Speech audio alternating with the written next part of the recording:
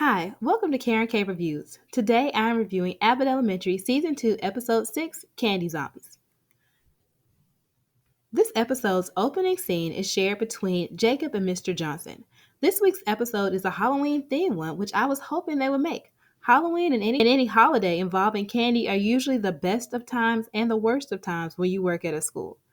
Typically, the opening scenes of Abbott Elementary are random and do not relate to the rest of the episode's plot, but the story that Mr. Johnson tells Jacob about the ghost janitor comes into play later.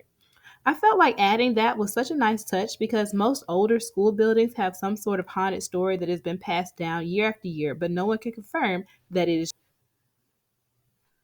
Our first conflict in this episode is introduced when Janine runs into Erica, a classmate from high school whose nephew attends Abbott. Erica invites Janine to a party, but Janine declines since the crowd going were actually more of Tariq's friends than hers. Janine is in a weird spot because she is realizing that over the course of her relationship with Tariq, she didn't have a lot of her own identity and created her social circle around Tariq. Our next conflict is introduced when baby Thanos hints that he might steal the candy. From that moment on, I knew that he was going to snap that candy away. Next, all the kids in the school are running wild because of a sugar rush. Now, this is truly a horror. The kids are bouncing off the walls, and Ava tells them that they can have open recess in the gym to get them to burn off their energy. This is the worst of times part I was talking about. Janine and Greg guard the gym door while the other teachers take the candy to Melissa's human-sized safe. Janine awkwardly gives Greg the number that Amber left, and he asks Janine about her outside of work friends. But before she ends up admitting that she doesn't have any, the rest of the crew comes back and they realize the kids have locked them out of the gym. They go to the kitchen window to see what's going on, and Jacob jumps through the window via a running start and gets pelted by the balls the kids are playing with. I really like the camera here and how they shook the camera around some to give it that reality show effect. The crew heads to the office to look for baby Thanos. They split up and Greg and Jacob go down to the basement, which Jacob is afraid of because of Mr. Johnson's story from earlier.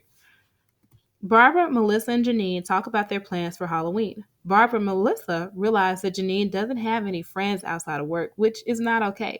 Work cannot be everything. She needs a friendship and support system in her personal life, too. She realizes that even though it's scary, she has to be open to making new friends and later accepts Erica's invitation to the party. To wrap up the episode, Baby Thanos is caught by Baby Mr. Johnson. Baby Mr. Johnson is an old soul and is able to talk Baby Thanos into turning himself in. Here are a few stray observations. Greg trying to earn respect for Sully Sullenberger on Halloween was such classic Greg. I also thought it was hilarious that people kept getting his costume wrong. At first glance, I honestly thought that he was an HBCU band director.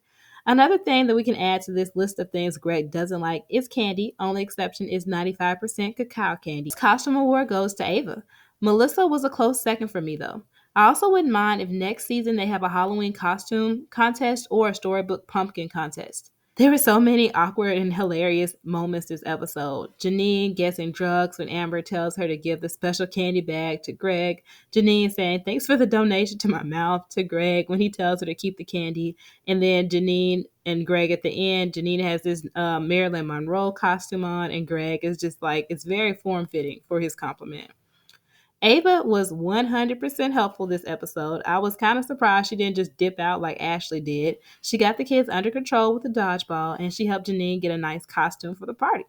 I think my favorite quote of this episode was when baby Thanos announces over the intercom, "I am inedible," when he meant inevitable. Another funny moment to me was when Jacob and Greg are down in the basement, and then Jacob says, "When I say run, run," and then completely forgets and just runs off, was classic.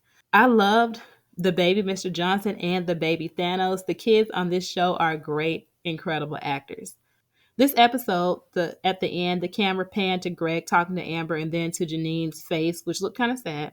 I wouldn't mind seeing Janine get a different relationship, though, over the course of the show, not with Greg, but with somebody else, and just seeing her grow and learn in that relationship. But, of course, those two would end up having to go their separate ways because Greg and Janine are in game. Overall, I give this episode an A+. It has been my favorite episode so far. I really love the sort of exaggeration but almost scary truth of the sugared up kids. What are your opinions on this episode? Comment down below. If you like this video, please subscribe, like, and share. Thank you for watching.